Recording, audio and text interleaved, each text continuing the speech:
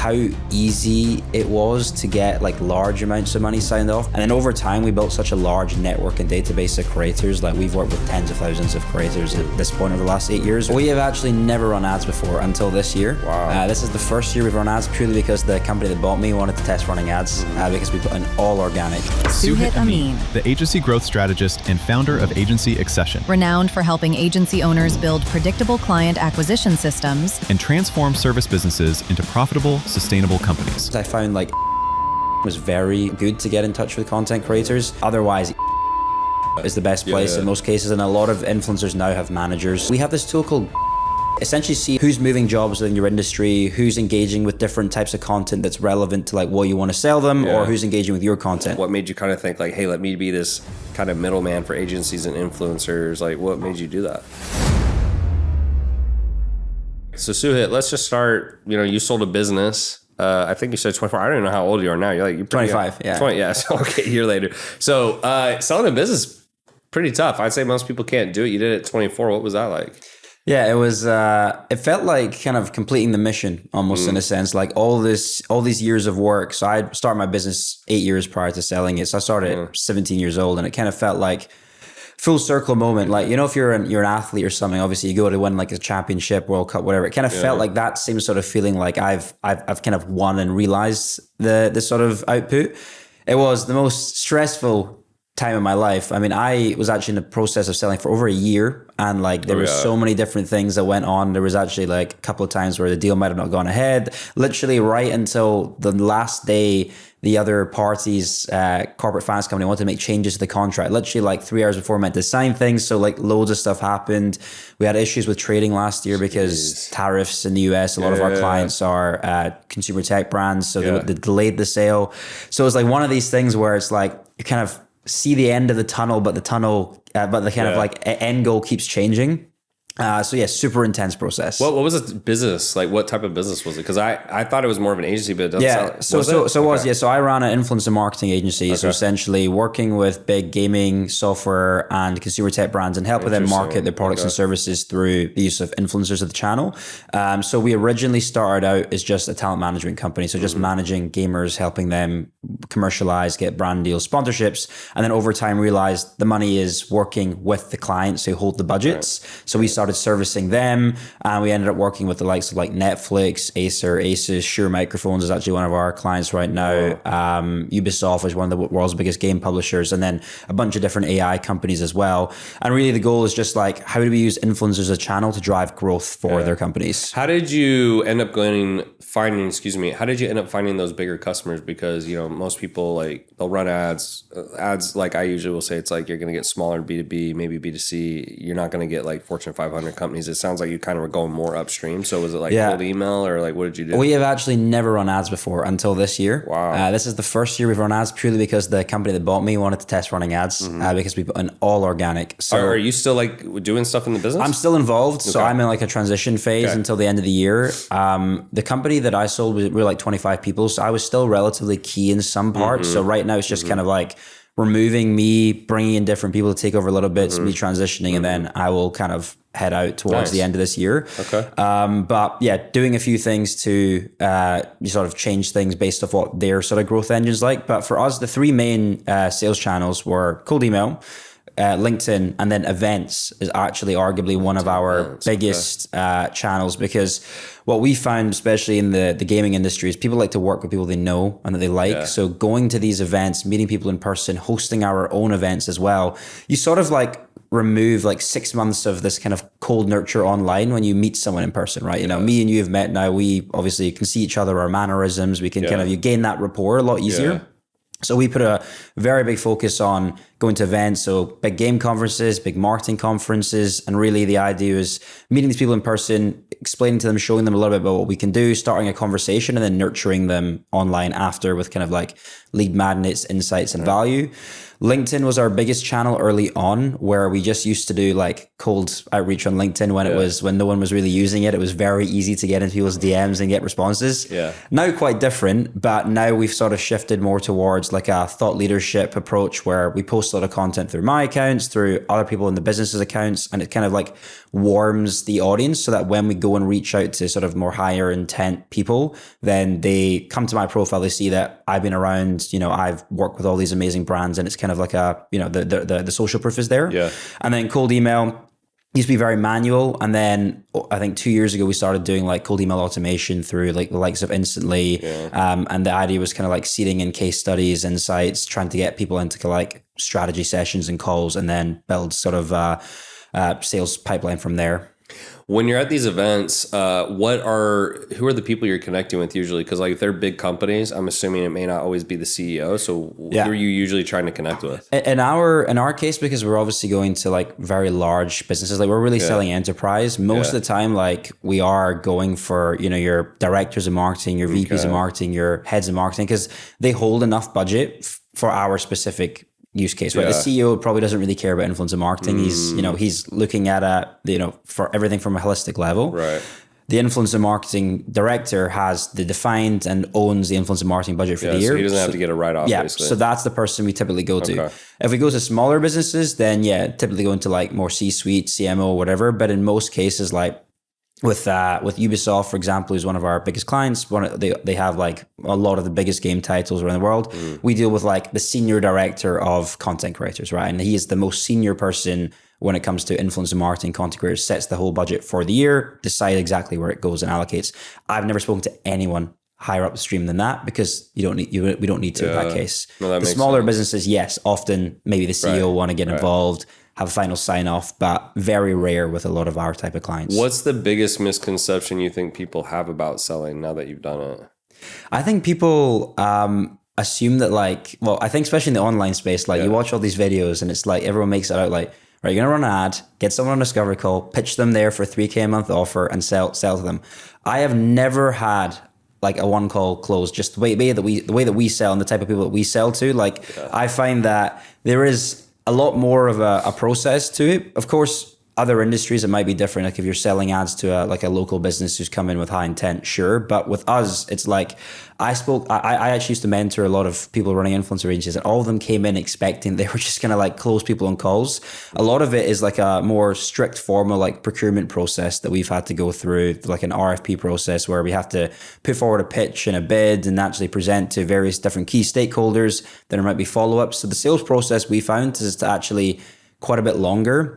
And often we've also found that price is not the biggest element. Like a lot of people think they have to like sell and compete on price and discount and whatever. Often, especially when we're selling, we find that it's mainly like related to, will the strategy deliver the business outcomes? And if yes, they're happy to pay the price in most cases. Yeah. Was there a big surprise? So like a misconception, but was there a surprise? Was there something that happened that you were kind of like, oh, I wasn't expecting that? I think the main thing I wasn't expecting was like actually how easy it was to get like large amounts of money signed off, because like when we're selling like full like influencer budgets per month or for the year, right? Well, what's like an average budget? Average budget like right now that we're working on is like $100,000 a month for influencer spend, and we make like a percentage of that, so about 30%. So like our fee is like basically if it's an annualized base, like $360,000 a year. Yeah. This year we did, like they'll give you $100,000, you spend 70, you keep 30. Yeah, exactly. Yeah. And this year we did one sale earlier on where like we pitched to the client like a test campaign for like basically between 100 and 300,000, like if they want to commit to a month or 3 months. Yeah. And they came back in the second round and were like, we just want to go straight for the whole year. Here's 1.6 million. And we were like, that was like a big conception to me, is that actually... They pay that on a card or they wire it? They wire it every month. But it's like, there was some of those conceptions where it's just like, for some brands, like that's actually quite a small amount of money. They're spending like 50 million a year in marketing. That's like less than 10%. They don't even bat an eye at like that being a test budget. So I think that was a big misconception to me, was, as I say, I've watched a lot of this online content, a lot of the sales content, a lot of the stuff where it's like, right, I thought I was going to be selling to small local businesses. And when I started, I was. But then over the time, like going further upstream into these larger companies, I realized how easy it was to have them part with larger sums of money, because they want something that's going to move the needle, and like 10 grand, like a little 10 grand spend is not going to move the needle, right? 100K, 200K, 300K, that's probably going to move the needle, but it's also a small enough risk for them where it's like, if it doesn't, it makes up such a small amount of their overall annualized marketing budget where they're fine to run a test with that. I find it interesting you went that direction, because I mean, it's like better customers, but they're harder to get in the sense of, like you said, you did cold email, LinkedIn events. Like, it's more kind of much longer sales cycle. Yeah, it's like old school marketing. Yeah, but those are definitely the better customers, because if you do more of the like digital marketing, fast in, fast out, yeah, you get clients quicker, but they're like, $3K, $2K a month. And I find the churn is a lot higher with those types of customers. Like with us, we really put a focus on just like fewer customers, longer relationships. Like we put a massive focus on like kind of like upsell and cross sell process. Like once you get a client in, how do we develop that relationship? We built like a client services team whose pure focus is selling more to our existing customers and building that process. And I find they stay for a lot longer.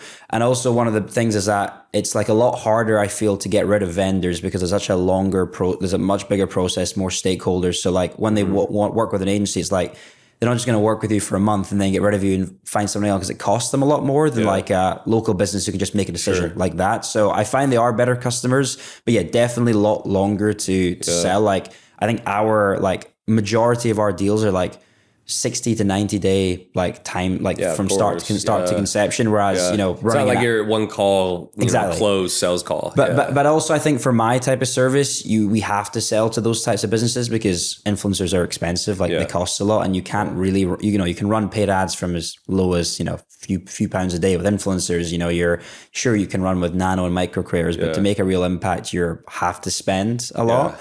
So you are generally having to sell to those. So you basically were like, you're the middleman. And so how did you go about like getting influencers? Did you just reach out to them and say, hey, if we can find a good deal for you, like, we'll set it up, and what's your rates, or how do you do that? Yeah. So what I find is that influencers are very easy to get in touch with if you have like a good brand that wants to work with them. So typically like the outreach is something along the lines of like, we represent X brand. We think you could be a really great fit. We're running this campaign. We'd love to understand what are your rates, what are your availabilities. And in most cases, they have like business emails there because they want business opportunities. Right. So the response rate from influencers is actually really quite high. Would you say these people are legit just influencers, like no businesses, just like promote stuff? It depends. Like the only space where I see like it's more entrepreneur first and influencer after is obviously like more our space, like the online kind of business, finance, AI space. So we do a lot more of that later. We've started doing a lot more of that now with the sort of AI boom. Those guys are harder to reach because it's like, doing sponsorships is second thought to them. It's not the main thing. It's like running their offer, running their business, and then, maybe they want to work with a brand that they're very aligned with. But normal influencers like your gamers, your, girls who do beauty content, their main monetization stream is brand deals in most cases until they get to a certain level where they can monetize through digital products or create their own product or do, equity deals. So the response rate is generally very high. So we'd reach out, tell them about like a brand that wants to work with them, get the rates, and then kind of go through a negotiation process based on what the brand is trying to sort of budget with and work with. And then over time, we built such a large network and database of creators. Like we've worked with tens of thousands of creators at this point over the last 8 years where, we can quite quickly WhatsApp them, Discord them, email, text, whatever it is, and start working on opportunities quite quickly. Most of the time in the early days, I found like X or Twitter at the time was very good to get in touch with content creators, especially because gaming was super big on Twitter at the time. And then otherwise email is the best place in most cases. And a lot of influencers now have managers. So like you go to the manager and like they sort it out because that's obviously they're on commission, right? When you reached out on cold email, LinkedIn, I just get more curious. Like I'm a geek about that stuff. So, events make sense. You set up an event, people come, etc. But when you do cold email or LinkedIn, did you have any, like, were you reaching out to the brands mostly? Yep. Obviously, you're also reaching out to influencers, but it's like, hey, I'll give you money. So when you reached out on cold email or LinkedIn, what did you lead with? Were you just kind of something simple to get a response, and then from the response, you guys would get them on a call or something? Like, because for me, it would depend on what I'm selling. Like if I'm selling, let's say, I don't know, profit share. I'm like, hey, we think you have a great business. We would do, profit share. would you be interested? And like, I kind of leave it open-ended to try to get them to respond. How did you guys do it? Yeah, so it's changed over the years based off of like how we saw the response rate. So the early days, it was, which I don't recommend anymore, was literally just like cold pitch in the emails and LinkedIn DMs. Like full pitch in the first one, yeah. I'm an influencer marketing agency. We can do this, and a super long message. Yeah, it doesn't work, bro. I hate that. Yeah, work. I wish. Back in the day, I got some hits, but like realized very quickly gotta get a response. Didn't work. It's like so the first message for us, I kind of talk about like sales and business development and almost like dating. So I'm like, I kind of talk about like LinkedIn DMs as like Tinder, right? You basically want to get the response and get them off the app as quickly as possible onto the email or the call. So it's like you got to say something to get their attention. So it's mostly like to get some sort of response. So now how we do it is for LinkedIn specifically, we have this tool called Goji Berry. I don't know if you've ever used it, where essentially it's like this AI agent that can essentially see like who's moving jobs within your industry, who's engaging with different types of content that's relevant to like what you want to sell them, or who's engaging with your content. So I basically get a list every single day of like who's engaged with you recently, who's viewed your profile, who's viewed your competitors. And then we then like send messages based off of like their intent signals. So it's like if someone is engaged with a post about like, I don't know, how to run micro influencer campaigns, reach out and say something related to that post that we saw them engage with. Like, are they interested in like learning more, like want some sort of insights, or we did this for this client, like would they want to see like the strategy that we did? So we tried to lead with more of like a value-based approach of like, we're hosting this event, we're hosting this webinar, we did this recently, like this could be useful for you. It's more like a case study sometimes. Case study, like value, or like, do you want to, happy to have a, no obligation call, just talk you through how we did this, it might be useful. I always usually say like, this is something I think you could, we're happy to just share with you. You could even implement it yourself in-house. Most of the time when you teach someone how to do something, they just want to work with you anyway because they see the value you can provide versus doing it themselves. So we try to make it very like value or case study led. To essentially invoke them to be like, I'd love to learn that, like no obligations, and then we pitch them or kind of have a conversation. Who's doing those calls? You have like a sales team, or did you do them? So in the past, I was running it all. So you're the whole thing. We have like a biz dev guy who runs the cold email, runs the LinkedIn outreach, and then we have a growth director who mainly does. So the biz dev guy will do a lot of like the qualification for like businesses we think are a bit smaller or not 100% certain they have the budget. Right. So they will go to him as like pre-qualification. At least 100 G's. at least that like we can 50. No. The way that we see it is just like if we see that like they're working with like bigger influencers or spending a lot on ads, it's like they clearly have budget, so they're willing to spend. So he'll do a lot of that qualification. Then we got a growth director who will do like the initial kind of like call to understand like challenges and what they're looking to achieve, and then he'll create like most of the time a bespoke proposal based on the brand's requirements and then pitch that to them on a call. Depending on like the size or the scale, or if I've got relevant expertise, I'll do some of the larger ones. So we did one this year, which was like are they kind of, sorry to cut you off, like, are they kind of dumb? Like when I think about what you're offering, it's like, like you pay these influencers, you get a lot more impressions for cheaper. So when you get on the call, like, are they that kind of like dumb to it? Or a lot of people interestingly like don't really get how it works, like, and I find I've been doing it for so long now where I'm like, I say some things and I'm like, this is so simple in my brain, but I remember that for a lot of people this is still very, very new channel that they haven't done, or it's like they've done it well on one social channel, and then like YouTube, how you do influencer marketing is very different how you would do it on Instagram or TikTok. So it's then like the expertise cross channel. Also, it's like the industry has changed so much because prices have risen. Some influencers don't convert as well. Algorithms have changed. So everything is constantly. So you kind of throw that in there as like, hey, that's why you need us. Yeah, so it's like, that's why like they'll need that. Or a lot of the times it's really down to just the fact that these brands can't do it at a large enough scale. Like think about it in the sense of influencer marketing is like brands would have to work with humans, right? It's not as easy as just running paid ads, chucking 600 creatives up in Meta, and Meta just spends it. It's like I've got to deal with 600 individual humans, and like an in-house team of like 3 people can't handle that much because they don't have the correct systems in place. Obviously, the AI automation stuff is just kind of starting to come into play. So they often need agencies just to allow them to scale their programs because they can't handle it in-house. So a lot of time it's also a scale issue. Makes sense. And being able to scale it profitably. Because it's a whole thing, like setting up the deals and stuff. Yeah, exactly. The whole thing, you got to reach out to individual creators, sign individual contracts, brief individual. You guys have a big database at this point. Yeah, we got a huge database. It's also the speeds to like connect with these creators, the network. Like, for example, like if a brand reached out to you on Instagram, you probably aren't going to see it because you have loads of DMs, right? Where it's like, no, I probably just text you because we know each other. It's like that sort of angle as well, where some of the brands like literally work with us just because we know a load of guys that they want to work with, and like especially in like the AI and business space, because I've been in the space for a while. I make my own content. I've networked with these people. Loads of guys like us aren't going to respond to brand opportunities most of the time. So it's like that is a value add for them as well. Yeah. Yeah. What made you decide to go down this path? I mean, I'm just curious because, especially you're 17. I always am curious how people think. So to me, it's like I started a fitness business and it was like, because that's what my mentor said, I had fitness experience.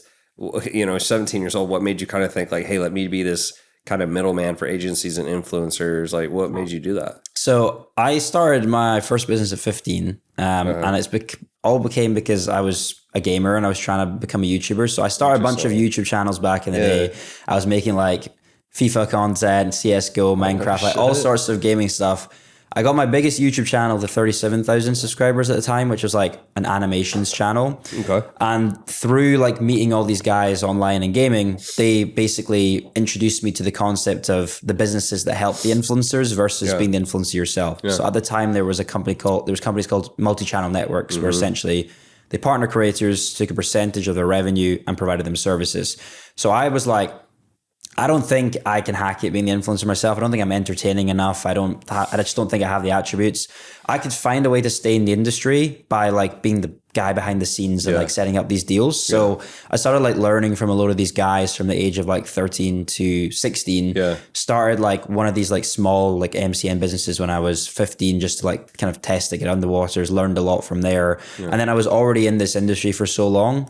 Then I got a job at the age of 16 at a company called ESL, which is the world's biggest esports company. I worked within their like influencer division. So I worked there for 6 months, learned a whole lot about basically what I did for the last 8 years, left that company and then started my own. I saw you post something about the unsatisfying side of entrepreneurship. Like, what did you mean by that?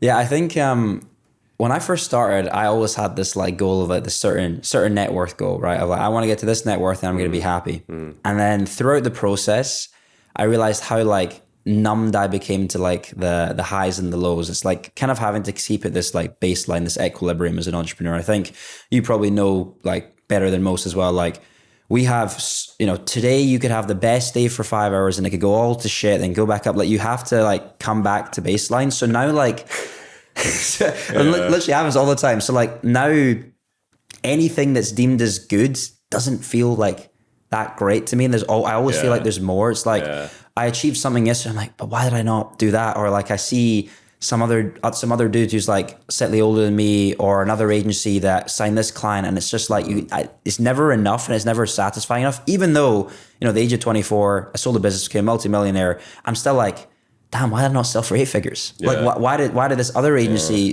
get this client or do this? Like, if I had played my cards right, I would have maybe been in a different situation. So that was a question that like skipped my mind. Sorry, but I'm assuming there's a lot of competition in the sense of like, let's say you're one of 5 people who reach out. How do you get them to go with you? Because I'm assuming they're just like, whoever can get me the highest rate or something. Like how do you build loyalty, or maybe you don't? Is that with the influencers or with in the terms brands? of the influencers? Yeah, because well, I guess the brands too. Because on both sides you have competition where someone else, if they can get a better rate or whatever, how do you kind of deal with that? So in most cases, when it comes to the influencers, like a lot of the times the agency is sort of exclusive with the brand.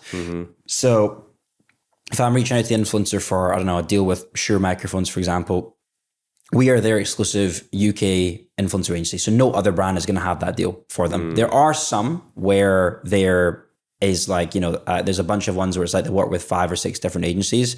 And in those cases, you are just competing on price. Like at the end of the day, in most cases with the influencers, like who can get them the better rate or offer them the better rate, who's going to take less of a margin. I find that there are enough influencers out there where like there's one of our clients, so we're one of 3 agencies, and we very rarely cross over with them because there are so many different content creators out there possible to work with. So most of the times, if we don't get a deal with the influencer or someone else's, we just kind of cut our losses and move on, because there are so many opportunities. It's kind of that abundance mindset of how many creators there are out there. Oftentimes it's like, if we do want to try and compete, it's like, we'll have 5 or 6 brands we can work with them on. So it's like, right, well, work with us on this one and we'll get you on, 5 or 6 other potential opportunities because we have adjacent clients that can make sense. Or, we already maybe have a relationship with them, or we ask for an introduction from another creator to them. So it's like a warmer intro or like a referral of like how good we are to work with. Because often even sometimes like just if I'm an influencer getting 5K and like another agency offer me 5.5K, it's like, I'd actually maybe rather work with the agency with 5K if it's a better experience to work with. It's come from someone trusted. They pay quicker. It's easier. So there's all those other like delivery pieces that make sense. Yeah. Is it like, I'm assuming once you're in, it's really hard to get out. Like, so for example, if you're a brand and you guys do well, they're probably they get pitches. They're just like, yeah, we have someone who's doing it. Is it kind of the same thing for influencers? A lot of the time it's like we have content creators who are like, oh, I got offered this deal from another agency. I'd rather you guys just do it. Can you go reach out to the brand for me? And then you and then like we have that. Yeah, okay, so that makes a lot of sense, because then they can basically just be like, hey, I want to do it with you guys. You guys just and then obviously they know that it's possible, and you guys can just say, hey, this creator. And a lot of that is often quite a big way that we do outreach. Like we will go to a brand and say, we rep this creator, they specifically want to work with you. And that's like the brand, obviously the brand is like, oh, this creator really wants to work with us. These are the guys that are going to be able to do it. So you often can kind of use that on both sides. Yeah, often like name dropping a creator on both sides is really, really valuable. So it's literally one of our outreach sequences that we have is either we name drop a creator the brand's already worked with, and we tell them that like we have 5 similar creators that they like we can partner them with, or we name drop a creator that we work with who has actively said like, I'd love to work with this brand, because then it's not just like a general agency, which is a very specific high intent outreach. I just assume you have like a massive database. Like it's just got to be freaking massive. We got a really big database, and right now we're like working on basically like making it like fully like AI run. So it's basically like an agent. It's just going to run the database, continually populate and update it. Like we literally, one of my teams out in the UAE, in Abu Dhabi came yesterday to where I'm staying, and we literally just sat there mapping out exactly what we need to build to make it completely automated. So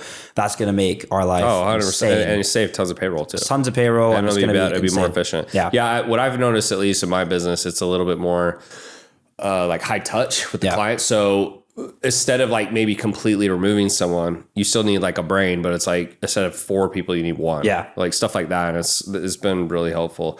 What did you feel was harder, building the company or kind of handling stuff after? I think building the company was harder purely because I built it so young, and I was always very against like paying for advice and mentorship. I just was very skeptical in the early stages of like, because the kind of like the course culture and stuff, and seeing everything online of like, can these guys actually help you? I'm just going to buy scams. So I was super against like ever paying for advice and mentorship. I was also quite stingy. Oh, really? I was also quite stingy early on, where I was like, I wanted to just pay as little as possible to get the same outcome. Yeah. So I never paid for advice. So it was really difficult to like 2023, because I had literally no idea what I was doing, and I was just kind of working out based off of like, getting free calls from different people here and there, and like seeing what people are doing online. I then got a mentor and an advisor in September 2023 who'd sold his agency for like 47 million or something. He actually just cold emailed me and was like, it was on a newsletter of his. I somehow got added to him. Was like, do you want to sell your business? We can help you value it. So I reached out, and at that point, the business was not ready to sell. And he was like, right, I can help you like implement all things. I saw the social proof, like obviously he'd sold his company, had seen all the different things. And I was like, I was still very skeptical at this point, but I decided to go with it. And then I was like, I cannot believe I didn't do this earlier. So when it came to selling, he was like advising me through the process, and he also connected me to the corporate finance company who did my deal. So I had a good team around me that kind of handled a lot of like the negotiation, told me like what the market was saying. So I felt like that was, easier to do, whilst it was still super stressful, because of course you're selling your business. And now post-selling, the guys who bought me are actually like incredibly good to work with. Like a lot of people have bad experiences when they sell, their company. It's like they strip it apart and whatever. But The guy who bought me, they found you. They reached out to you. Yeah. So the guys who we actually ended up going with was just a friend of my advisors, and they made the introduction. It was much more natural. Okay, like okay. our corporate finance company was doing outreach to different people. So we had 5 offers in total. 4 of them were direct, and then this one was like the guy who advised me sold his company at the same time to the buyer of my company. Now he had a previous agency. Yeah. And they're like, they're really good in a sense where it's like, I told them like, part of this deal, I want to learn like how to run a business of that size and scale. They're like 250 people across 4 offices around the world, like full leadership team, everything. Yeah. And they're very, very good at like keeping me, educating me on different things, like more of like a coaching mentality, more than like a now boss to buyer. So it's been a very good experience since. Definitely learned a lot, and they've also implemented so many things that have like scaled the company that I was not able to do just due to knowledge gaps or resources as well, that I've been able to learn ultimately. So it's been a good experience since. 2 questions. So one was, how did you go about usually getting emails? Because I know when I do cold emails, sometimes I'll get a bunch of support, customer service, and I'm getting all these replies, but they're automated. And I'm like, oh, these are worthless. And then the second question to that was the business more sellable because you didn't run ads? Because I view that as like, that's a good thing, because if you're consistently getting, LinkedIn to work, cold emails, events, that's what people are looking for when they buy, in my opinion, is like they need consistency. The downside of ads is like, it's not that ads are bad, but it's like, that's your only channel. People are like, oh, dude, I don't know, if you lose that whole thing, it goes to shit. So the email question, and then on terms of the selling, I'm assuming that's where the value was. Got it. So on the email question, we just use Apollo.io, and that's where we got most of the emails from. Now it's like now we just ask Claude, and Claude has all the answers. Like really? I think we've connected Claude to the Goji Berry tool I mentioned, which also has the emails. Yeah, because Claude has you can connect like I think Canva and some other. Yeah, so you can connect like MCPs and various different things. So like we've got Apollo connected, we've got Goji Berry connected. So like now my team just ask Claude to go find it. So we have these 2. There's got another AI tool as well called Victor.ai, which sits in Slack. So the team just DM it and say like, we saw this LinkedIn post, go and source the email. Obviously, it's never going to be 100% accurate, but most cases the emails are pretty good and verified. Yeah. So that's the main way we found emails. There were some tools that were built specifically for influencer marketers as well, where they just scraped a bunch of emails and data into it, so we were able to get emails from that. So that was the main way at the time. In terms of like selling and like what made it valuable, so interestingly, they actually wanted us to have more channels that were bringing in deal flow, because what the things that they were worried about was that because all the activity on cold email and LinkedIn, they were running it through my accounts. So they were worried that there was like the key man risk of like if my accounts got banned or if like I was to leave or whatever. So there was that. So whilst like having 3 different sales channels was super valuable, just because all the 3 different sales channels were run through my face, which is kind of why they want to start running ads now. But at the same time, it was seen as more valuable to the point where it's like these relationships were deeper, these ads, closer. Oh, sorry to cut you off. Finish. Go ahead. And they're also higher value in general than like the kind of quality of leads that were coming through ads. These ads are running. Are they going after the big companies? I'm assuming they just don't click on them. So, or are they going after the influencers? So we're running 2 types of ads. We're running LinkedIn ads now. So we're running LinkedIn thought leader ads. Expensive, bro. Yeah, very expensive. So the way that we're running them is driving me freaking crazy. Yeah, bro. I was so shocked at like how expensive they were, because especially the more you want to target as well. Like it's like a click's like a $50. It's crazy. It's crazy. Bro. So running LinkedIn thought leader ads, but the way that we're doing it is more to run to engagements on my posts because of the thing that we do with Goji Berry. So like if we're just farming engagements to my posts, we then are able to see who's engaging, and then my BD team just reaches out. So the whole point is just like getting more opportunity for like smart. Cold outbound. That's probably cheaper, because we found that like we were running it where we're just trying to like link them through to like a book a call page or landing page. It's so expensive and very low kind of click through. Yeah. And the other types of ads we're actually running are PPC right now. So running like like when people are searching on like, I don't influencer marketing agency, gaming influencer marketing agency. That's been less successful so far. We only recently started because a lot of the quality is pretty low. Yeah, we find that's the issue. We have had 3 decent quality leads though through already. So it's like if even one of them converts, it's like it makes sense as a channel, because we've not really spent too much yet on it.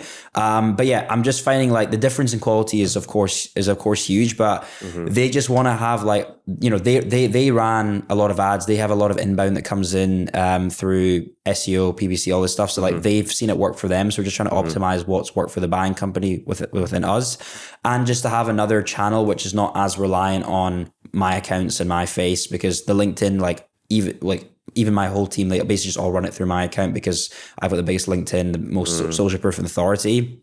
And at events, of course, it's like, it's a bit more difficult. Like obviously you can go to an event, but like you might not come back with anything. You might not get the meetings that you exactly want. We host a lot of our own events where we invite people. So that's a lot easier to actually get people in and nurture that. But, I'm going to an event in 2 weeks time, and it's like, I might not go to all the meetings I want in advance or meet the relevant people.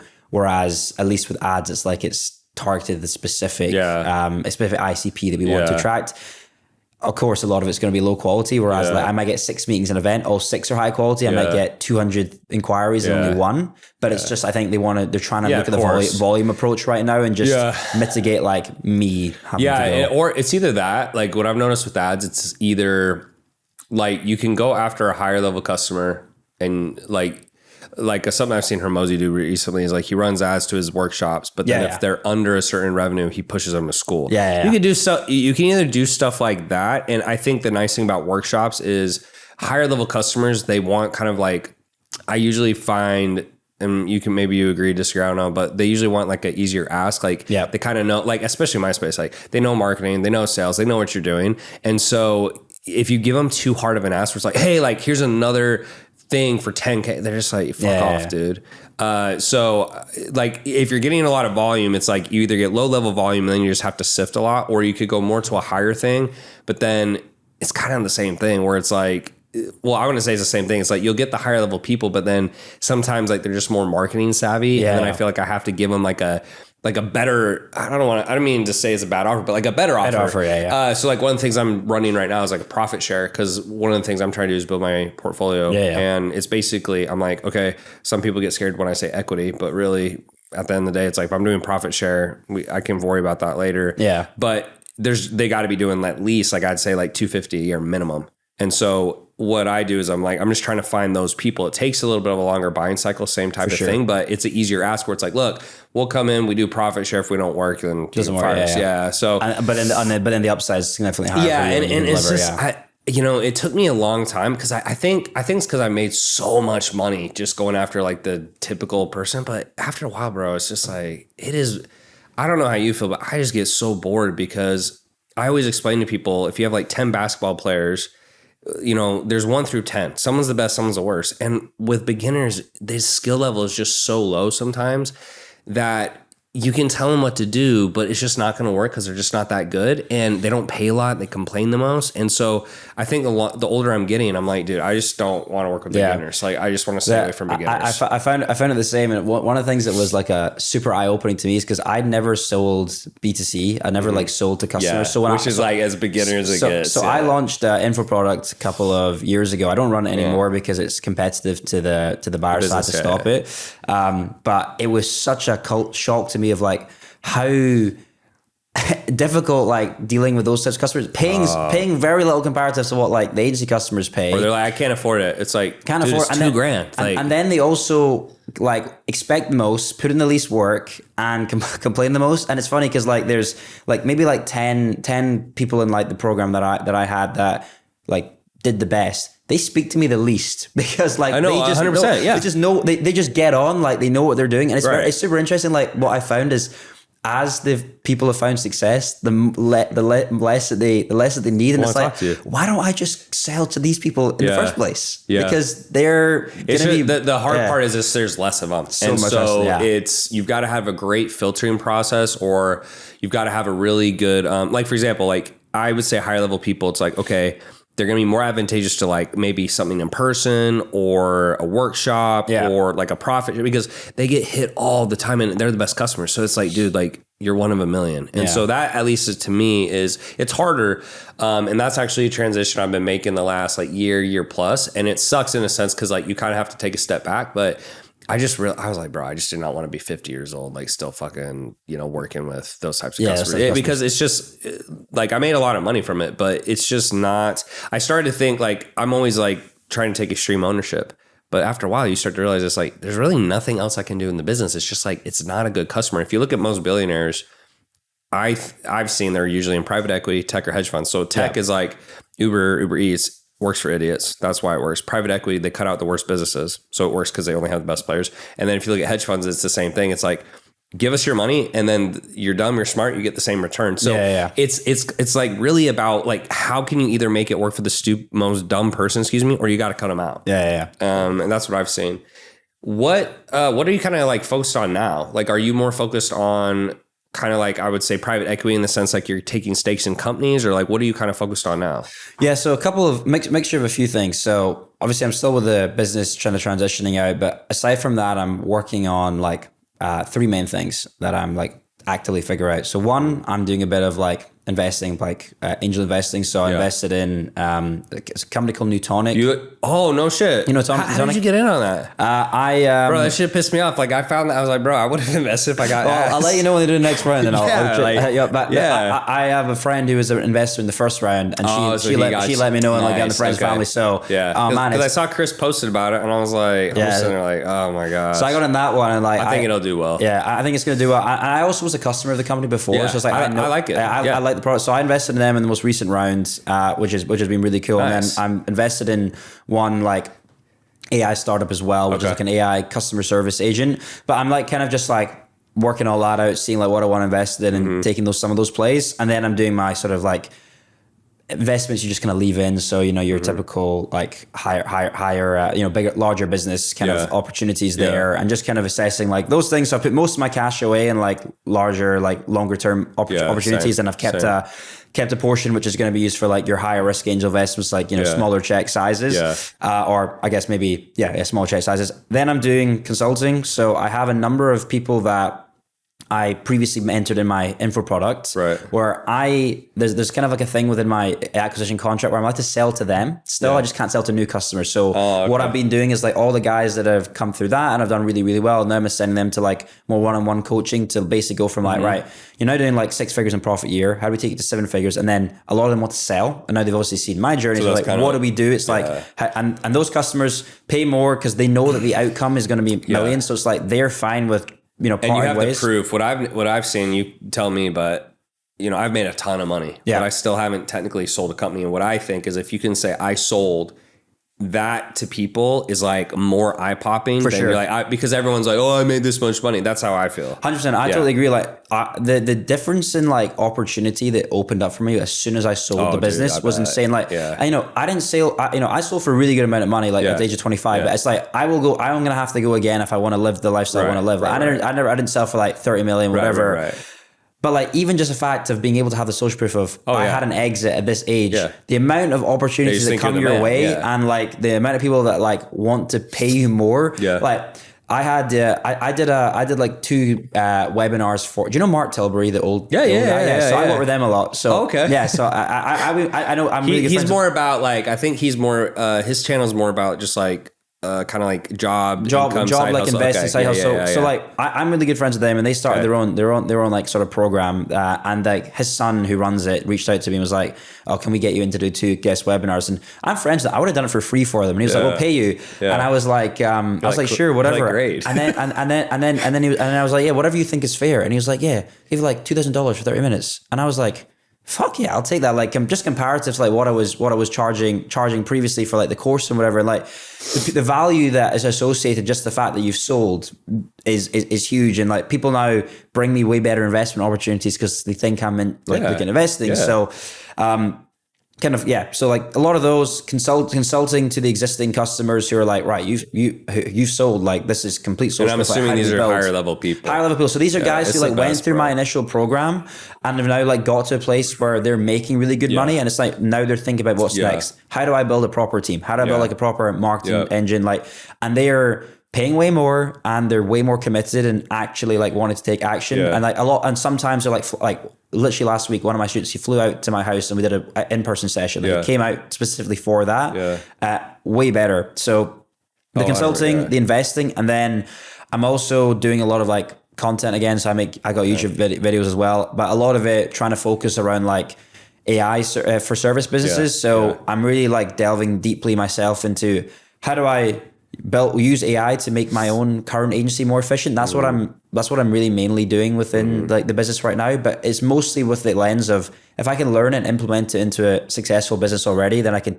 kind of teach it and help implement things there. So doing a lot of that content. And I think maybe future, what I might do is, as the sort of like the industry changes, is potentially do some sort of like coaching or teaching about businesses that are already, agencies and service businesses are already doing very well at a certain level, but want to like implement AI solutions and actually, you know, take it to the next level, potentially teaching something like that. So those are things I'm doing at the moment, and kind of like working out how that will look for me. Yeah, I mean, maybe a direction you go, at least this is what I'm doing, is like, I looked at kind of what I was doing and I said, okay, what do I hate? Yeah. And basically it was like, everyone who makes at least under 25,000 a month, they usually don't have the skills. I'd say 25 is like the baseline. It's like, if they're over that, usually if I tell them what to do, they can go crush it. And so what I'm kind of doing is like, I want to kind of go into private equity. So it's like, it's kind of cool because I brought in some private equity where that got me into tech. It got me into hedge funds because I have some partners who've done that. And then the best businesses, it's like, I'm like, look, I just $250 a year. If you're above that, I'll take you. And 9 times out of 10, what we'll do is we'll come in, we'll do the ads, we'll do a lot of done for you stuff. Yeah.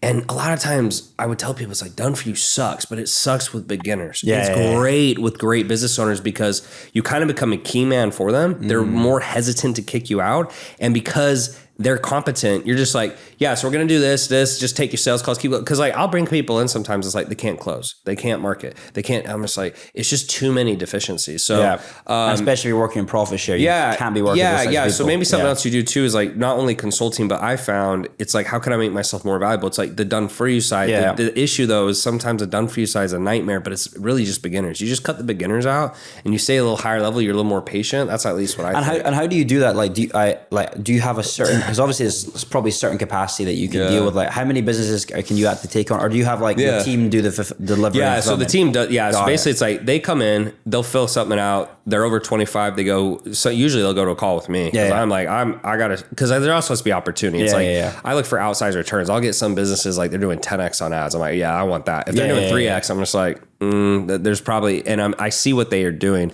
but they'll either go to like a 15-minute call with me or we'll downsell. But that's not really the goal. So like right now, like I'm still telling my teams like, hey, if they're lower and they want to pay for consulting, cool, but I don't really care, because you get someone who's doing like this month, I'm probably going to get, you know, from one of the companies we just started with, and they're still relatively small, they're going to get over 100 and per month, and they're probably going to end up paying us like 30 G's, which is like, for one company, if you're doing that per month, that's like 360 a year. It's like, I'm just like, why are we wasting our time with this guy who's paying us $2,000 and he's, you know, it's a shit show. So it's a little annoying in the sense like there's less of those people, but I definitely think that's the route to go. The other thing I'm testing now is like kind of a workshop style. Hermosi's got a way bigger brand, but obviously like, you know, I'm friends with him and like I've seen some stuff he's done, and like I think that was a great move because he brings them to the workshop. They make tons of money. And then basically he takes the best looks and upsells them to the portfolio. So regardless, it's like, that's the annoying side. It's like better customers, there's just fewer. So you gotta be more patient. Is your goal then like obviously take these guys in profit share and then get them in the equity deals after, or invest? Like I just look at how sellable they are. If it's like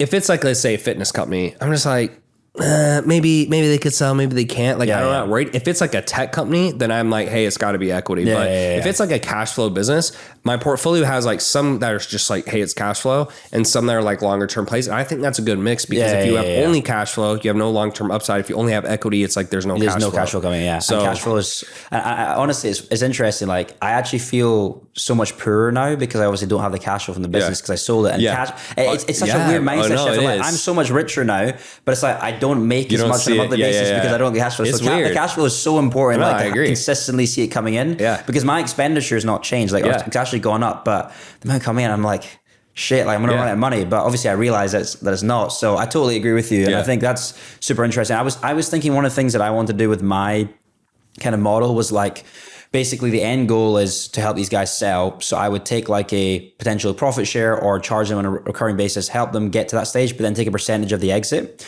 I've got a friend that does that. So he actually sold his influencer agency 3 years before me. And he's been doing this where he's like charging like a 5 or 10K kind of a month to these business owners who, you know, are going to sell for at least 1-2 million, potentially way further upwards. And then he'll then, as part of it, he'll take 1-2% of the sale. And then it's like huge. It's just as long as you're willing to to play that game, because that's great. It's just like you could go for a long time without getting paid, or you might not get paid at all. That's why he has like the ongoing fixed fee as well. But it's like, if you get one or two good businesses off the back of that sell for a lot of money, I think that could be a really interesting place. So I'm thinking about that, especially with some of my guys, where it's like I like have a lot of conviction they are going to do well and can sell based off of like the way that I've gone. Yeah. So I'm thinking about that. So it's super interesting to hear how you're doing. I mean, to me, the big three is like private equity, tech, hedge funds. Yeah. And that's where I see most billionaires. You obviously have a couple of Mark Zuckerberg's, Elon Musk, they're mentors. Is that your goal? Billionaire? Yeah. I don't know. It's like, I like, the thing with me is like, I'm very growth oriented. Yeah. So I don't think I'm like, billionaire death, but I'm like, to me, it's like, I see the path to get there. And because when I was doing $2 million a month in consulting, I was like, okay, like I don't really know anyone who's doing more than that. There's a few people, but sometimes like it's more done for you, or it's like sales, or so I was just like, okay, like why aren't there more billionaires doing this? And then I realized I was like, oh, because like they can't guarantee the same result, because you got dum-dums and smart people. So I looked at what they were doing. I had 40 interviews. I have a sheet still to this day. I've shared it a few times, but like I did 40 interviews with people who'd sold from 40 million was the lowest to 4 billion. And it was like, they were all private equity, tech, or hedge funds. Every once in a while you'd find someone who had a crazy good idea. But I was like, for the most part, it's like 80% of the billionaires, it's like they just stick to those three. And it makes sense because I looked at like, okay, it's either they foolproof it so the dumbest person gets the same result, like investing, right? Or tech, like Uber Eats, or they just cut out the dumb people. And I was like, that makes way more sense, because I was like, how do I make it better? How do I make it? And it's like, you can't make a turd, like you can polish it, but it's just still a turd. Okay, so before we wrap up, I did want to ask you, where are you from originally? You said you're living in Lisbon, which I've heard amazing things about. I still haven't been to Portugal, but I've heard that. So where are you from originally? And then why did you decide on Lisbon versus, I know you said you got your golden visa in the UAE, but like, why there versus somewhere else? Got it, yeah. So I was born in Scotland, lived there pretty much all my life, went to school, went to university there. And then I went and did the nomad thing for a while. So I traveled, like lived in Europe, lived in UAE, lived in loads of different places, and ended up moving to the UAE to do my exit so I could get tax free. But so you were originally in the UK. So I originally was UK. I tell everyone that UAE is basically a shortcut to the UK. Like I've met so many people here from the UK, bro. So it was UK, lived in UAE and basically whilst doing my exit to take it kind of tax free. And then I really like Europe and like Europe stuff, like living and like the nature, being close to home if I need to be. And Portugal has a good tax incentive scheme as well for entrepreneurs. So there is a 0% tax scheme there as well. So I ended up. Oh, is it really? Oh, it's like 0% on foreign source income, 20% flat on Portuguese source income, but most of my income is foreign anyway. It's a lot slower and difficult to get onto, but they're doing golden visa programs there. They're doing entrepreneur visa. So ended up going there because I like. If I got another visa, it'd probably be Portugal. Yeah, because it's like it works for the UE. A lot of people in the US, they like choose Portugal as their place because it's the fastest place to get a passport in Europe, and I think fourth strongest in the world. So we moved there. I live in a place just outside Lisbon called Cascais, which is like which is like more like beach town area. But one thing I will say compared to the UAE is the king when it comes to efficiency and getting stuff done. I got my golden visa issued in 7 hours, bro. 7 hours. Portugal, I've been there for a year, still not got it. And then for the golden visa, you're just investing X amount. So for golden visa, I actually got it through the creator economy route. So if you're like if you're an influencer, work in the like influencer space, like I got it as a creator economy exec. Okay. So I got it for free, golden visa for other than just paying government fees. So that was pretty insane as well. That is pretty insane. I'm pretty jealous for that because my visa experience so far has been a shit show. Yeah. Okay, so and then I'm assuming you don't, but like you don't speak Portuguese, right? No, everyone speaks English there now in Lisbon because there's so many expats coming through to like get the golden visa. So I've just heard it's like amazing. Like my friend travels all over the world. I've been to like 50 countries. He said like Portugal is one of the best places. is incredible, beautiful like landscapes. Really amazing. I've met like so many American like billionaires as well who've moved. I actually met the guy, I don't know if they run this company called Athena.com. It's like a EA service businesses.